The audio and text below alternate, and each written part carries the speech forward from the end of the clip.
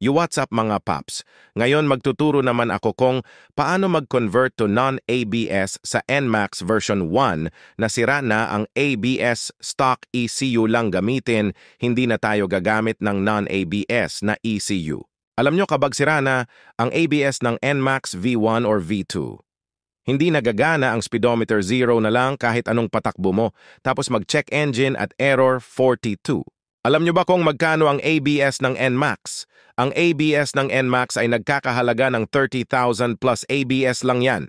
Hindi pa kasama ang labor.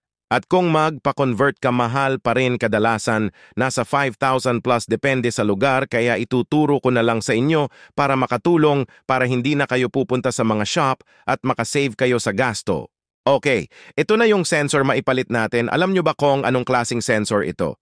Ito yung sensor ng Honda Click. Mabibili lang to sa Shopee sa halagang 300 pesos plus socket 100 pesos.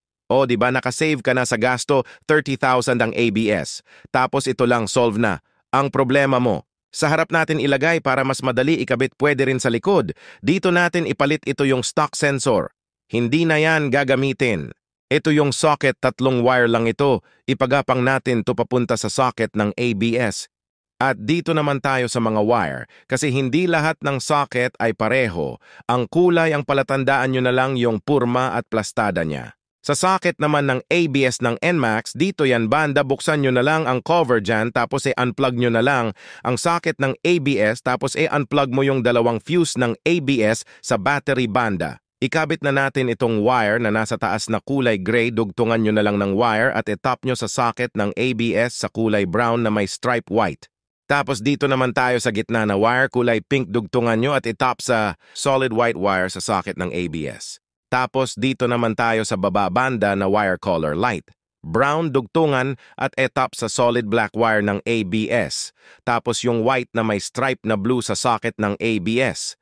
Pagsamahin natin silang tatlo. At yan, tapos na, balutin nyo na lang ng electrical tape, tapos yung sensor ng Honda Click sa ipalit na natin sa stock sensor ng NMAX. At yung tanggal na ang check engine error 42 at gagana na ang speedometer. At sana nakuha nyo po kung paano ikabit at sana nagustuhan nyo ang video mga paps. Yan lang po ang maitulong ko sa inyo para makasave na kayo sa gasto na hindi na kayo pupunta sa mga shop. Maraming salamat. Zalds TV po, ingat sa pagwa-wiring. God bless you all.